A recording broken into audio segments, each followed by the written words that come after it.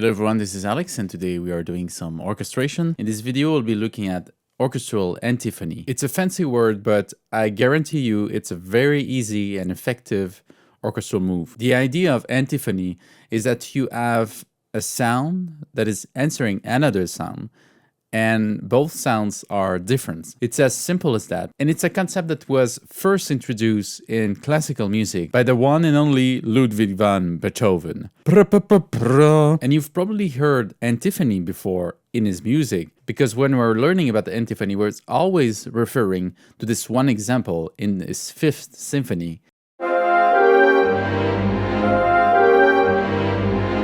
In this example, we see that the winds and the strings are answering each other. And the really unified and homogeneous sound from the strings is quite different than the one from the woodwinds in that case, since the woodwinds are made of instruments that have such different timbres. So this creates a very powerful and obvious antiphony in that case. So today we're looking at this concept, but we're pushing it a little bit further, and I'm trying to show you here how to include this in your music, starting off from a simple piano reduction. So let's have a look at my example. But before that, make sure you subscribe to the channel. It means a lot to me, and if you want to support the channel even further, you can join the channel as a member, and you'll even have access to most of the scores that I'm presenting in my videos. Also, if you're a composer and you want to become a member, there's the opportunity to have your music featured in a monthly video where I comment your music and I show it to all the viewers. So make sure you check the link down below. But now let's get to our example. Okay, so for this video, we're starting off with this piano reduction. Note that I composed this specifically to be turned into an orchestral antiphony. It's the kind of thing that is very obvious. It's a very obvious effect. So you kind of want to plan this in advance. It's not something you add in afterwards, you know, it's not just a thing of color. It's really an obvious distinction between two different timbres or two different group of instruments or timbres together. So here at first I do the obvious thing, something that Beethoven is doing in his Fifth Symphony. Two chords that are in different register that are almost repeated. We got this first chord that's repeated again down in the lower register, but this second chord and the second beat and the fourth beat, they're moving a little bit, modulating a little bit. And now this lower chord here is changing on this group of notes to leave space for a short melody that's going up and moving a little bit away from this most obvious gesture, make it a little bit more musical, and ending on a group of chords. Again, this one's from the same texture here, and finally finishing on the lowest part of my register. So let's have a quick listen to this piano version.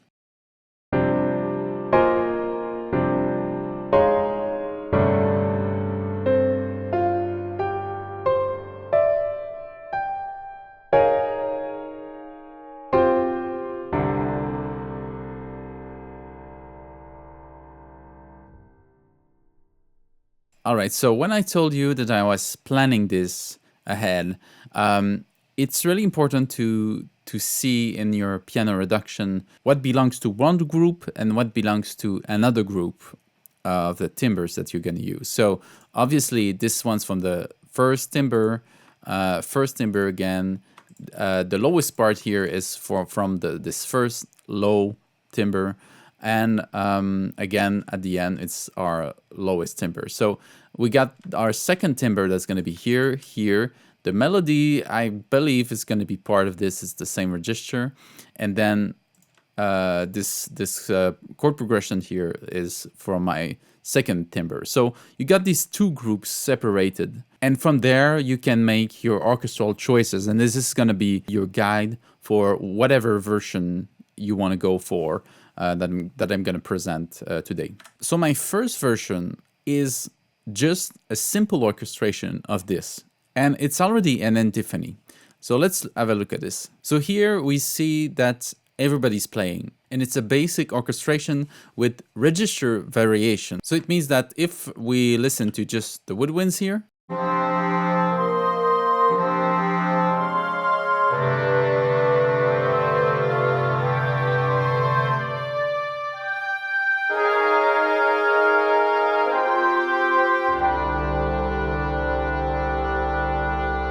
They're pretty much playing the whole piece, right? There's nothing missing. There might be some notes from the chords that I've left aside because they cannot play all of them. There's only so many instruments in the woodwind section, so they cannot play it all. But I chose carefully who was playing the first roll and the second roll. So you see here my English horn, clarinets, bass clarinet, and bassoons are playing the lowest chord. We see that my bassoon and clarinets are also playing with my upper chord and joined by the oboe and the flutes. But again, they don't have all the notes from the chords, but they're doing the antiphony, just their section together by presenting the different registers amongst the woodwind section. So again, if we listen just to it, all the music is there. So it's something that I did with all sections. If you see the brass section here, I say that my timpani is playing with my brass section pretty much.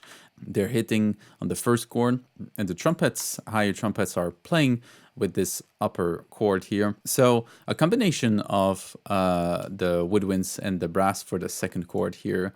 But yes, mostly going for registers. So not necessarily opposing different instruments from the different sections like Beethoven was doing. So this creates a more unified sound with the orchestra, and it's just doing basically what I was presenting in my piano reduction, which already contained this kind of call and answer. The antiphony is a call and answer. So if we go down, actually the piano, I left it here just as a guide for my orchestration, for first orchestration, but it's not in my playback, so you won't hear it. I did put the harp though. The harp was great here. I felt, especially in the piano part, and for this melody to stand out a little bit. And now for my strings, they're doing the same. They're playing everything that they can from the original piano part. You see that my double bass is actually already pretty high on the C here. This is actually the same C you see here,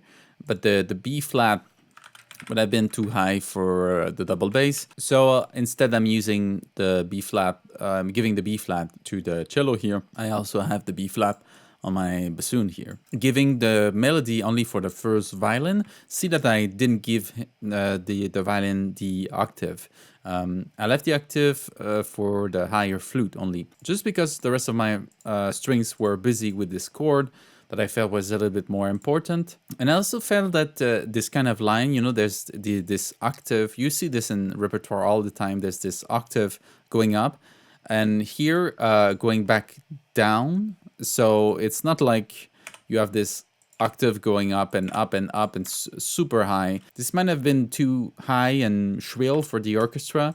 I was going for something more very lush and powerful as well, and also with a lot of notes in the chord. So all these thirds and all these seventh chords, and you even got the E flat on the bottom here. So a very dense chords. It's a 5-note chords. So I didn't want too much intensity in the upper register. But yes, again, my first violin is not doing the upper part because the general gesture of this is something going up, and the 4 octaves here are just giving a little bit of light up until a certain point. So past the C here, I felt was a little bit too much intensity. So I brought it down again here. And you'll see that all of these instruments combined, we really hear this effect. And it's not like something going up and down again. And you see that my trumpet is also doing this. So even more of this kind of effect. And just some light in the upper flute here that's doing these 4 notes all by itself. And finally, I didn't mention this, but in my original version, there was no dynamics. But I added in some dynamics here. So forte on the first chord, piano on the second chord, forte on the third chord, piano on the fourth chord. So really highlighting right at first these different objects and musical objects, not only with the register that it's presented in the piano version, but also with these dynamics. So let's have a listen to this first version right now.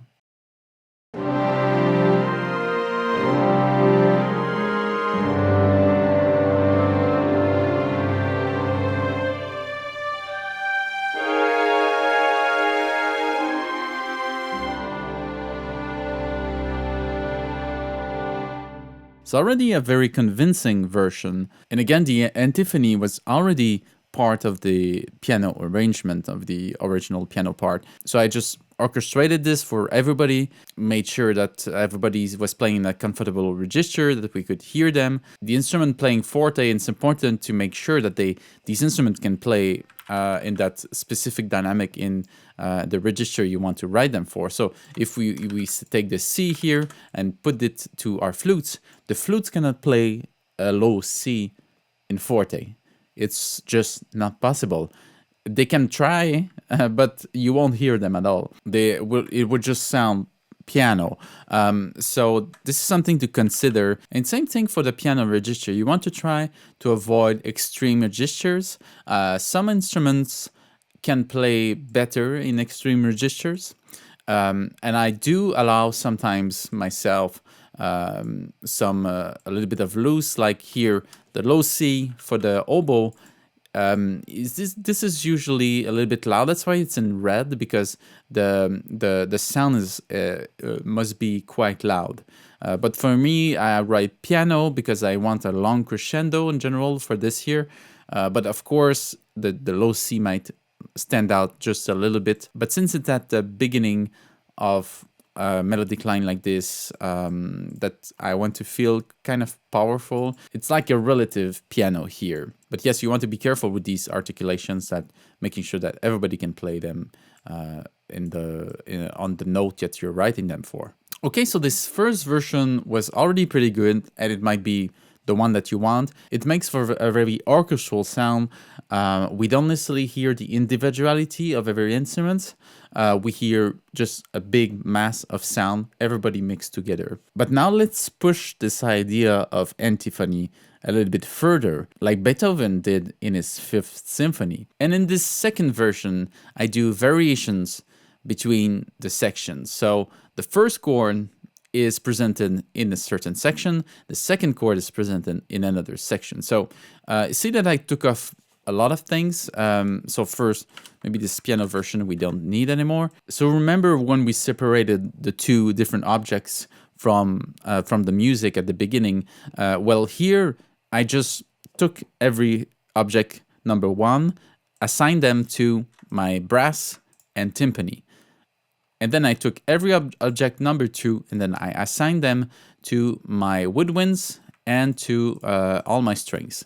But you do see that, like here, my double bass is not playing just because there was no low register in the second object. So this is something that you can plan and see, well, what instruments can represent best this first object or the second object. So in my case, I found that my first object was something loud and low as well, a lot of low instruments. So the brass actually don't have so many high sounds.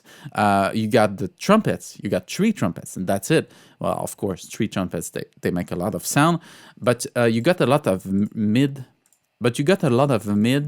to low register. So the mid register are mostly the horn, the low register are the trombones and the tuba. So so I found that the first object would be more well represented by the brasses here, and also the fact that it was forte, so the brass can play forte. So the brasses alone and plus the timpani can really be balanced with all the rest of the orchestra, like the string orchestra and the woodwind section on the other side. The brasses will be fine. They will even play louder than the rest of them. So that was my first train of thought. And but you see that at the end that this first musical object stops soft. But yes, the brasses can play soft. It's no problem. So they do kind of evolve through this little exercise. But yes, for this second object, simply woodwinds and strings. They're all doing the melody now. I put the whole melody now to the violins and the violas. Now that I add my the rest of my violins and viola, I added in this higher octave here, and only presenting the rest of the chord and bringing back the cello for this last chord here. So I'm still doing some orchestration. It's not like all the string should play on the second musical object. They cannot play all the time because some of the notes are not good for their instrument. So remember what I did here. Here I just used the best notes in all of the different options that I had. But here I have a little bit less option for my second chord. There's no place here for my double bass. So no double bass for this part. It's no problem. I could have been tempted to add the double bass maybe with the rest of my tuba, but then this antiphony will be a little bit less obvious, because now you'll hear in a second, it's very obvious that the first chord is assigned to the brass and the second chord is assigned to the more lush and lighter sound of the string orchestra and the woodwinds. So let's have a listen, and so you can understand what I'm talking about here.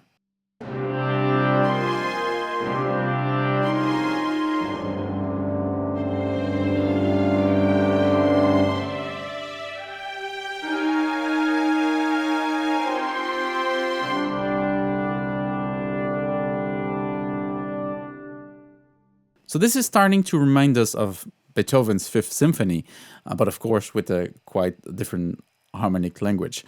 And here, compared to my first version, my first full orchestral version, that was a lot more homogeneous.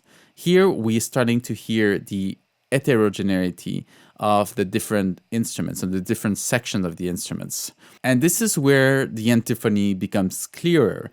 If you want to be clearer with this gesture, you add contrast. And the way to add contrast is to separate the different sections instead of blending them together like I'm doing in this first version. Again, this might be something that you wish for a certain passage, but if you want to go more obvious, left and right call and answer with two different characters.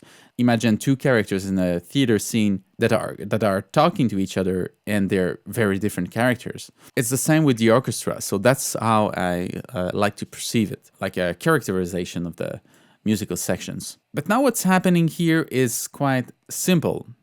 How can we take this a little bit further? So let's see with my third example. A little bit more personality to each layer. That's what I was looking for after my second version. My second version was a little bit like dry, I felt. Really like a little bit too boring, too obvious. Like brass, woodwind strings, brass, woodwind strings.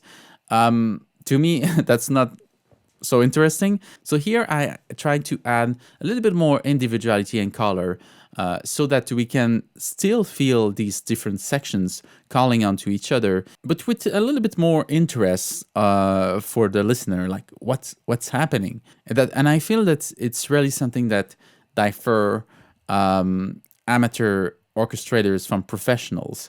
Once you get these little things, that doesn't change so much what you are trying to do, like separate the different sections. Once you find little things that doesn't disturb that, but that does enhance your orchestration, and adds a little bit more individuality to every of these lines, well, this is where it gets interesting, I feel. So to show you a little bit what I did, the most simple one is with the brasses. I just put mute on all of them, simply. So it's quite a simple move, but I wanted to, for this first chord, the first group of chords, to be constant and not to have too much movement into them. I wanted to add movement into the second one so that you get even more contrast. So I thought there would be one that would be very still, and the other one that would be a little bit more moving and fluffy and airy. So this is what's happening here. I have flutter tongue on this one here, and this one's here. You're supposed to write it that actually Flatterzunge in German. I don't write it always, but because these three lines is this tremolo is usually obvious. But yes, notice that I don't give flutter tongue to my double reeds. So my double reeds are my oboe, English horn, and bassoons. Flutter tongue doesn't sound so great on these instruments. It sounds like goofy. It's great if you're going for that effect, but if you want something like beautiful and not like a clown or something, you shouldn't put it for them. So I decided instead to give them a little bit of a moving rhythm. And notice it's not quite the same rhythm, and they're also touching different notes from the chord, so it adds a little bit of dissonance and color. And at the end, they're all doing a trill on this forte, and ending on this held note without the trill. And now for my strings, this second chord is played tremolo, basically.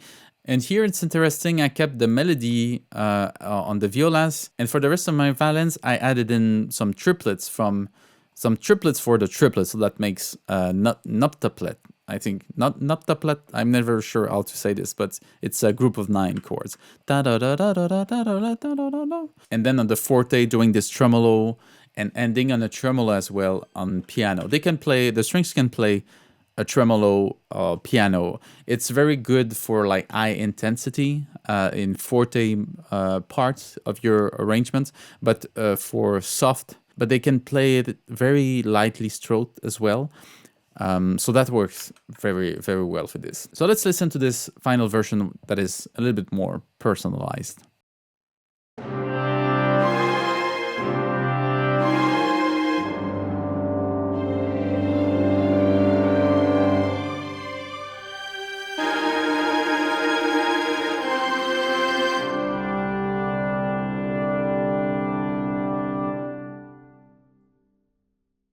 Much better, right? We have a lot more going on here. It's not just long notes anymore. We're starting to modulate the original material, the original pitch material, to really adapt to this idea of antiphony and to create a lot more contrast to it. Sometimes when we're orchestrating, we're kind of attached to what we were writing in our piano reduction, and that's okay. But I think that as orchestrator, we have this opportunity to go beyond what we were thinking for when we were writing for the piano. Of course, when we were writing for the piano, it's not the same for writing for an orchestra. We all know someone, or maybe ourselves, when we're composing our first orchestration, or just play something on the piano and then try to give this all for the bassoon, and then realize, well, the bassoon cannot play this, they cannot play these arpeggios or whatever. So I feel that you need to keep an open mind when you're orchestrating. And especially if it's your music, then you can do whatever you want. If you're orchestrating somebody else's music, then I can understand. But even then, like Ravel, he orchestrated a lot of his piano pieces, and sometimes they're quite different. The tempo is the same and the meter is the same, but you see sometimes a lot of added notes and a lot of added lines that weren't there before for extra texture or creating more effect, exactly like we're doing here. Now, although this is my final version, I do want to add some little tips for you. We could have more versions, of course, and a little bit more personality to each layer is important, but if you would be writing an antiphony for a smaller group of instruments, you can ask yourself what pairs well together in the woodwind section. So, well, in the woodwind section, you got the flutes, the clarinets that pairs really well together. There are single reeds, and then you got the oboe, English horn, and bassoon. They are double reeds. So all of these instruments pair well together. So you could even do an antiphony between the flute, clarinet on one side and the oboes and bassoons on the other side, and add some different instruments to each of these two sides of timbre. Let's say we could add like one single trumpet on the flute side that will pair well with the flute, with the brightness of the flute, the airiness of the flute as well. Add some high violins to this. And on the other side, with the oboes, English horn, and bassoons, we could add in a trombone with a mute, and maybe why not a cello doing a tremolo, sul ponticello. See that how I think about sculpting these different sounds in the orchestra. I feel that antiphony is a great way to approach orchestration and to start and do these kind of moves and decisions about what pairs well together and what could be contrasting in the rest of the orchestra. So I hope you learned something. Don't forget to like and subscribe. Make sure to join as a member if you're interested for learning more. And please share your thoughts in the comment section down below. Thank you so much for listening, and I'll see you in the next one. Bye-bye.